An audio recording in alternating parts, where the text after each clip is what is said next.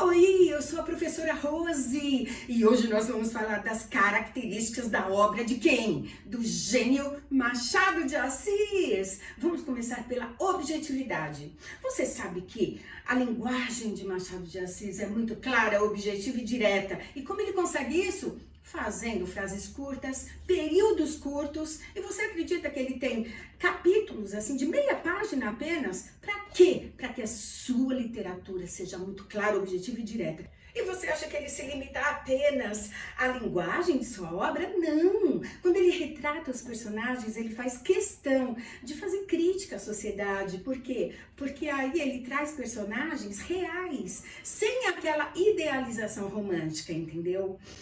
E outra característica muito importante da obra de Machado de Assis também é crítica à sociedade.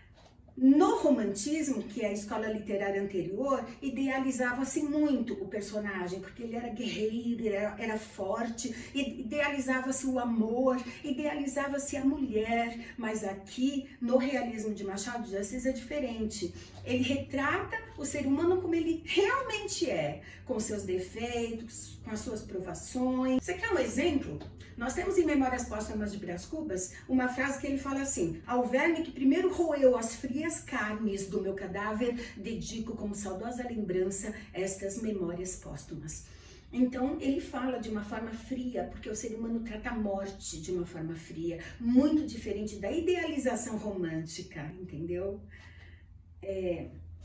Você pensa que para aí as características de Machado de Assis, porque olha só, Machado de Assis ele está no realismo e nós sabemos que o realismo para Machado de Assis é pequeno, porque ele é gênio, ele tem que fluir a sua arte e é assim que Machado de Assis faz.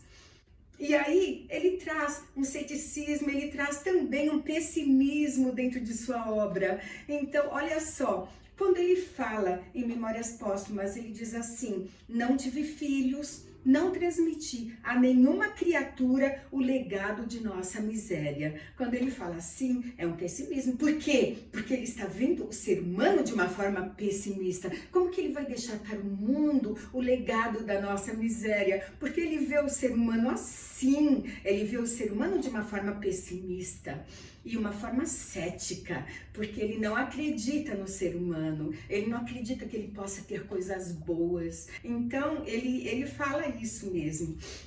Uma característica muito importante também de Machado de Assis é a sondagem psicológica.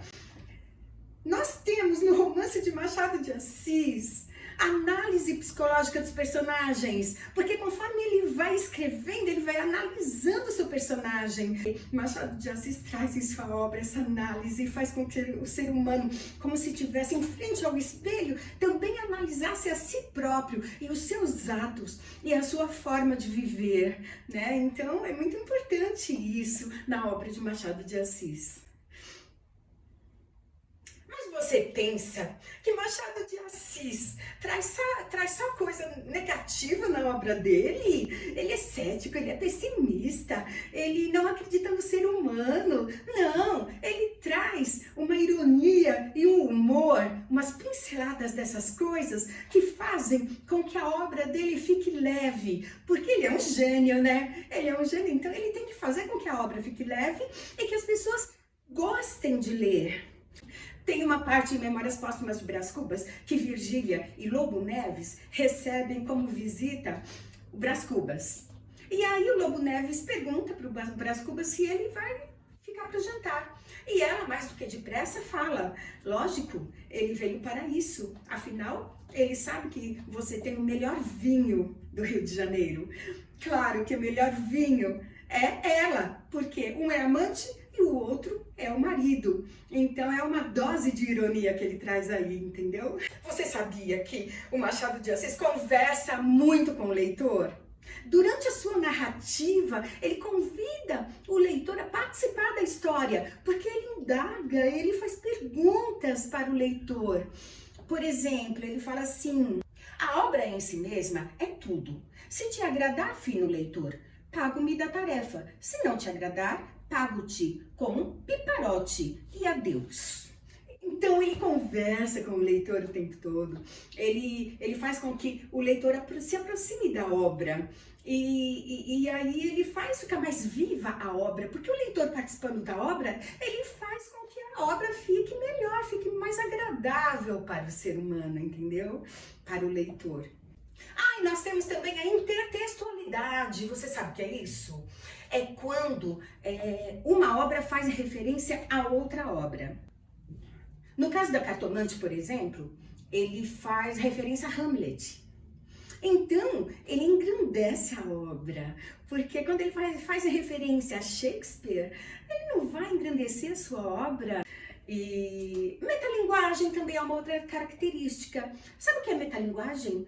É quando uma obra faz referência à própria obra. Por exemplo, quando um livro se refere a um livro, ao próprio livro, quando uma pintura se refere à própria pintura. Então, nesse caso, ele também usa metalinguagem, porque ele também, quando conversa com o leitor, por exemplo, em Memórias Póstumas de Brás Cubas, ele fala assim no início: eu não sei se vou começar pelo início ou pelo fim. Então ele indaga, ele faz esses questionamentos. O importante é que você sabe que ele conversa com o leitor, ele usa esses artifícios todos na obra dele de uma forma genial, por isso ele é um gênio, né? E se você gostou, dá um likezinho, eu fico te esperando para uma próxima. Fica com Deus, tá? Tchau!